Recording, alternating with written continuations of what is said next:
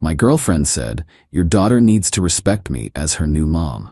I said, "Give it time." Then my daughter handed me her phone, the text messages my girlfriend had been sending her behind my back. I, 37, male, should have seen it coming, but grief makes you stupid sometimes. 2 years after my wife died, I started dating again. My daughter was 13, seemed to be handling things okay. Met my girlfriend through a mutual friend. She seemed great at first, patient with my daughter, understanding about the whole widower with a kid situation. 6 months in, she moved into my place. That's when shit changed. Started small. Comments about my daughter's room being messy. Suggestions about her eating habits. Helpful observations about her attitude. I brushed it off as adjustment period stuff. Then one night, doing dishes, she hit me with it. "Your daughter needs to respect me as her new mom." I kept washing the plate in my hand. "She's still processing everything. Give it time. It's been 6 months. I live here, I cook, I clean, I'm building a life with you. She needs to acknowledge that." She had a mom. "You can't just..." "I'm not trying to replace anyone." Her voice got sharp. "But I am here. I'm present. Her actual mother isn't. That's just reality." The way she said, "actual mother," made my stomach turn, but I didn't want to fight. "Let's just take it slow, okay?" She went quiet. I thought we were done. We weren't done. Few days later, my daughter came home from school and went straight to her room. Didn't come down for dinner. I went up to check on her. She was crying. Not the teenage drama crying. Real, gut-wrenching sobs. "Hey, what's wrong?" She wouldn't look at me, just held out her phone. I took it. Saw the text thread with my girlfriend. Started scrolling. "My girlfriend, we need to talk about the mom situation. Your dad and I decided you should start calling me mom." My daughter, "I'm not ready for that." My girlfriend, "This isn't about being ready. I'm your mom now. Your real mom is dead. I'm alive. I'm here. Act like it." I felt like someone punched me in the chest, kept scrolling. My daughter, "Can I please just use your name?" My girlfriend, "No. Stop being difficult. Your dad is sick of your attitude too. He just won't say it to your face. Grow up." I never said anything like that. Never even thought it. More messages. Days and days of them. My girlfriend criticizing everything about my daughter. Her hair, her clothes, her friends, her grades, calling her lazy, spoiled, dramatic, saying she was making our relationship difficult with her issues. Then I hit the one that made my hands shake. My girlfriend, "Your mom would be so disappointed in who you've become. She'd be ashamed to call you her daughter." I sat down on my daughter's bed. She was still crying. "How long has this been going on?" 3 weeks, maybe more. I thought maybe she was right. Maybe I was being difficult. But then that message about mom. She couldn't finish. I pulled her into a hug. "None of this is okay. None of it." "Are you mad at me?" "What? No. God, no. I'm mad at her." "What if you break up and it's my fault?" "If we break up, it's because she's been cruel to my kid. That's on her, not you." I screenshot every message, sent them to myself, then called my mom. "Can you come get your granddaughter? She needs to stay with you tonight." "What's wrong?"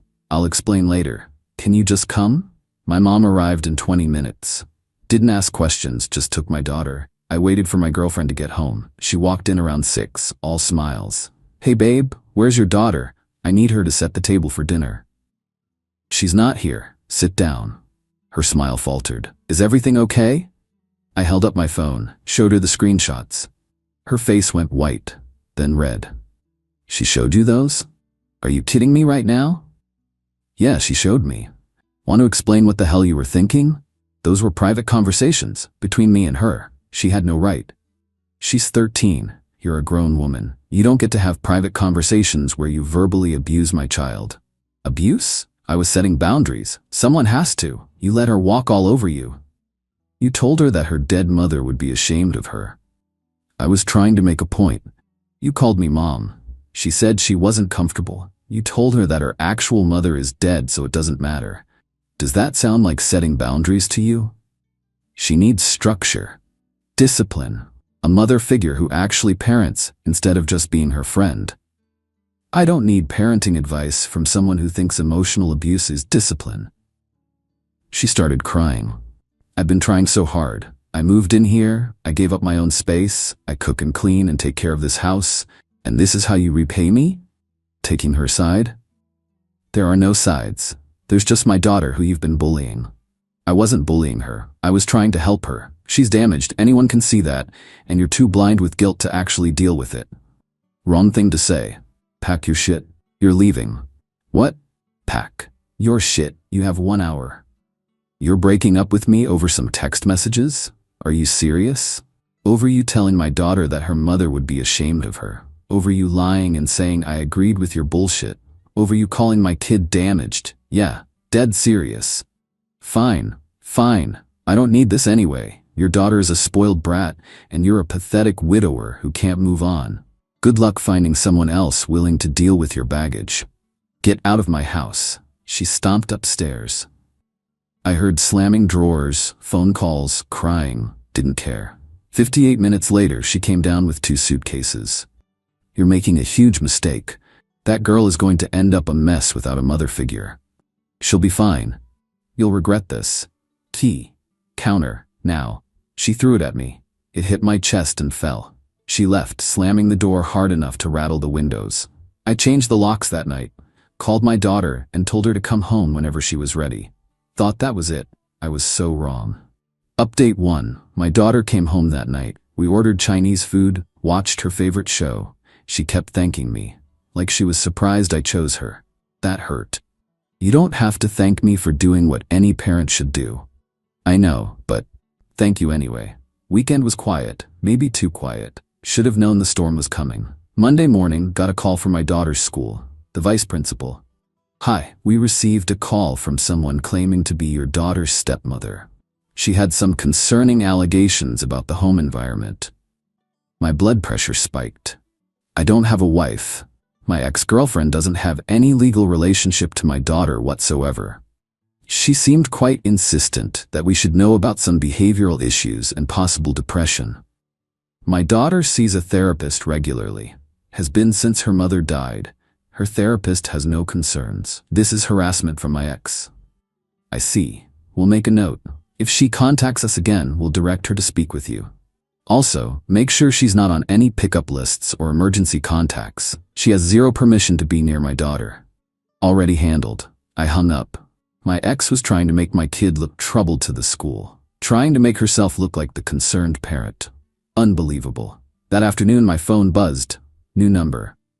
We need to talk about your daughter. I'm worried about her. Please call me. Blocked. Another number an hour later. You're being childish. We need to co-parent effectively. Co-parent? We weren't married. She wasn't my daughter's parent. Blocked that one too. Then came the Facebook messages from her mom, her sister, her friends, all saying the same thing. I was overreacting. She just wanted to help. I was keeping her from someone she loved. Blah, blah, blah. Blocked all of them. My daughter noticed I was on my phone more than usual. Is she bothering you? Her family is? It's fine. I'm sorry. Hey, stop apologizing. You did nothing wrong. But I was pissed. These people weren't going to quit. Then she started showing up places. Saw her at the grocery store. She happened to be in the same aisle. Tried to start a conversation. Hey, can we please talk? I miss you. I miss her.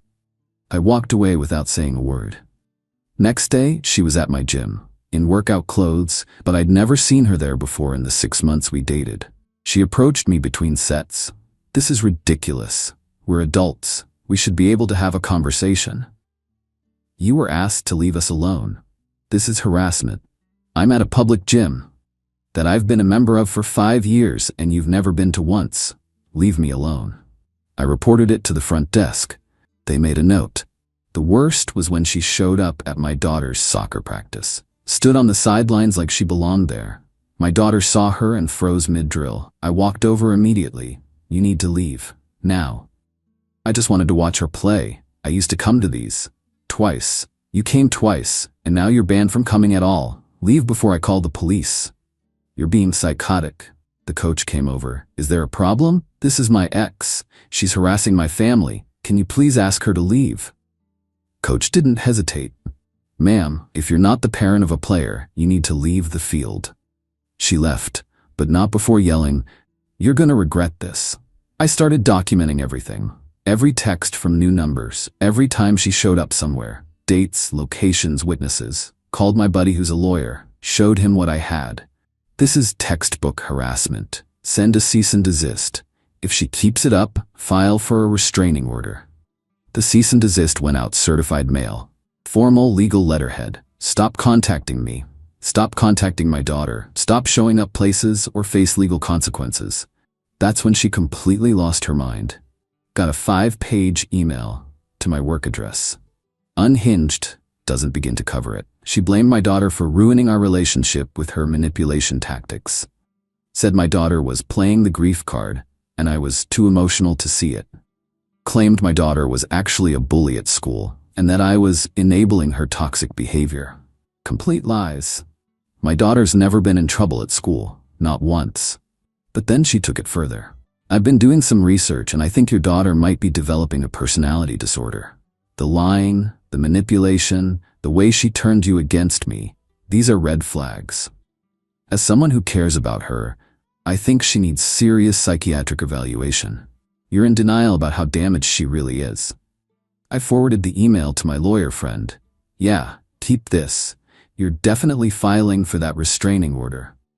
Next morning, my boss called me into his office. We've worked together for 8 years. Good relationship, no issues. Got an interesting call yesterday. Woman claiming to be your ex said she was concerned about your mental state and that you were going through a crisis that was affecting your work. My jaw clenched. She's harassing me and my daughter. I'm getting a restraining order. Your work is fine. You seem completely stable to me. But heads up, she said she was calling the state child services to report concerns about your daughter's welfare. She what? Yeah. Nothing's come through yet, but wanted you to know. I left his office shaking with rage. She was trying to get CPS involved, trying to make it look like I was neglecting my kid. Called my lawyer friend immediately.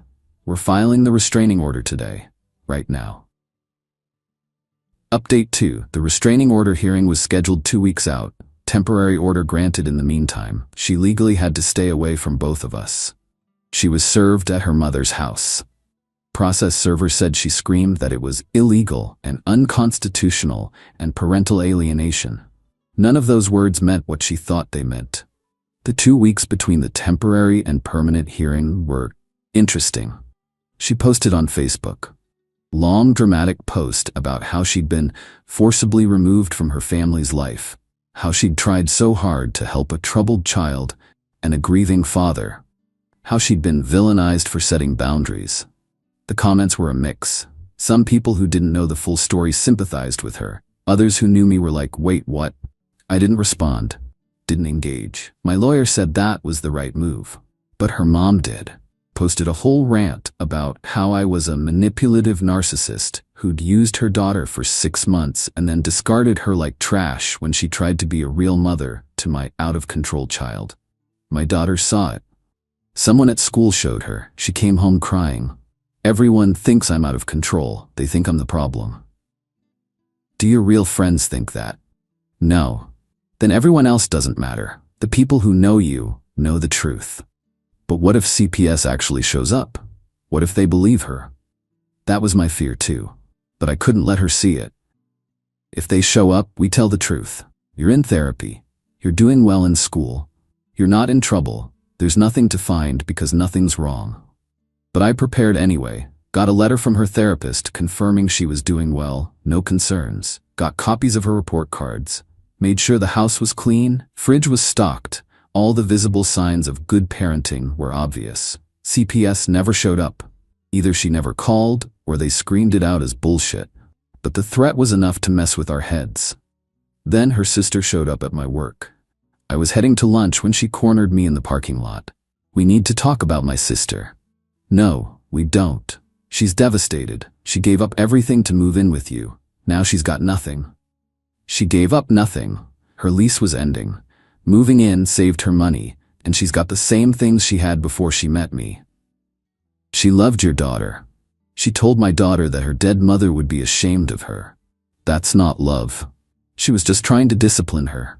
Your daughter needed structure. My daughter needed kindness, which your sister couldn't provide. We're done here. I tried to walk away. She grabbed my arm. She's talking about hurting herself because of you. If something happens to her, that's on you. I pulled my arm away. If she's threatening self-harm, call 911. That's not my responsibility anymore. And if you touch me again, I'm calling the cops. She left, yelling that I was heartless. I reported it to building security anyway. They banned her from the property. The day of the permanent restraining order hearing finally came. I showed up with my lawyer friend. My ex showed up with her mom and sister. No lawyer. The judge looked over the paperwork, all the text messages to my daughter, all the emails, the documented harassment, the showing up at places, the call to my work, the threats to call CPS. Ma'am, do you want to respond to these allegations? My ex stood up. He's punishing me for trying to be a mother to his daughter. She manipulated him into thinking I was abusive. Those texts were taken out of context. The context being? She was being disrespectful. I was setting boundaries that he was too weak to set himself. Judge looked at the texts again.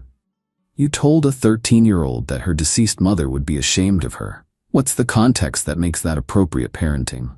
She needed to hear the truth. You claimed in an email that she was developing a personality disorder and needed psychiatric evaluation. Are you a mental health professional?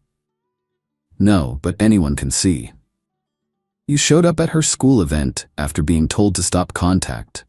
You contacted her father's employer to make allegations about his mental health. You threatened to call Child Protective Services. I was worried about them. Your worry manifested as harassment and defamation. Her mom stood up. Your Honor, my daughter is the victim here. She opened her heart to this man and his troubled child, and this is how. Ma'am, sit down or leave the courtroom. She sat. Judge looked at my ex. The evidence here is overwhelming. Permanent restraining order granted. You are to stay 500 feet from both of them. No contact of any kind. No third-party contact. If you violate this order, you'll be arrested. Do you understand? This isn't fair. I loved them. Do you understand the terms of the order? Yes, she spat. Court dismissed. Walking out, her mom tried one more time. You've destroyed my daughter's life. She's suicidal because of you. Her blood is on your hands. My lawyer friend turned around, and those words were said in front of a court officer. So if anything happens to your daughter and you try to blame my client, we have witnesses that you're making false accusations. Keep talking. They left. I felt like I could finally breathe. Final update. It's been a few months. Life got back to normal. Mostly. The restraining order worked. My ex tried to text once from a new number. Just, I still love you. Please talk to me. I reported it. Police contacted her with a warning. Nothing since. According to mutual friends, who I've since distanced myself from, she moved back in with her parents permanently. Still telling anyone who'll listen that I'm an abusive narcissist who kept her from her daughter. Her mom apparently tried to start a whisper campaign about me in the neighborhood. Few people who live near us started acting weird. I found out she'd been telling them I was unstable and keeping my daughter isolated. My neighbor 2 doors down actually asked me about it. I showed him the restraining order paperwork. Yeah, that explains a lot. She came by asking questions about you guys. Seemed off? I'll let the others know what's really going on. The whisper campaign died pretty quick after that. My daughter's doing a lot better. Her therapist says the improvement since my ex left has been significant. Turns out constant criticism and threats to replace your dead mother are bad for mental health. Shocking, I know. She made the honor roll last quarter. Joined drama club. Has friends over again. Laughs at dinner. Doesn't walk on eggshells in her own house. That's the real revenge, honestly. My ex wanted to break her down and build her back up into some obedient, grateful kid who'd call her mom. Instead, she just reminded my daughter that she's allowed to have boundaries and that she doesn't have to accept mistreatment. Good lesson? Terrible teacher. My ex lost the relationship she thought was going somewhere. Lost the house she'd started decorating. Lost the future she'd apparently planned out where she'd be the new wife and the new mom and everything would revolve around her. All because she couldn't do one basic thing. Be kind to a grieving kid. Her family lost their minds over it, but there was nothing they could do. The evidence was overwhelming. Their behavior after just made everything worse. I'm not dating. Not even thinking about it. My daughter asked me about it once. When you do date again, can I meet them first? Before anything serious? Absolutely. And if you don't like them, that's the end of it. Really? Really? Your comfort in your own home matters more than me having a girlfriend. She seemed relieved. I learned a lot from this, mainly that I ignored red flags early on because I was lonely. She came on too strong with the instant family thing, and I mistook intensity for genuine care. Some people see grief and vulnerability as opportunities. They think they can slide into a role just because it's vacant. Don't understand that some roles can't be filled by just anyone willing to do it. My daughter doesn't need a new mom. She needs people who respect her grief, her boundaries, and her timeline. She needs people who love her as she is, not who they want to mold her into. The revenge wasn't elaborate, no grand scheme, just documentation, legal action, and refusing to budge on protecting my kid. Was it satisfying watching them face consequences? Hell yeah. The look on my ex's face when the judge granted the permanent order, when she realized her tears and manipulation weren't going to work? That was beautiful. But mostly, I just feel peace. My house is calm, my daughter is happy, we're rebuilding. That's the win. Not revenge. Just peace. And my ex can spend the rest of her life telling people she was the victim. I've got the court documents that say otherwise.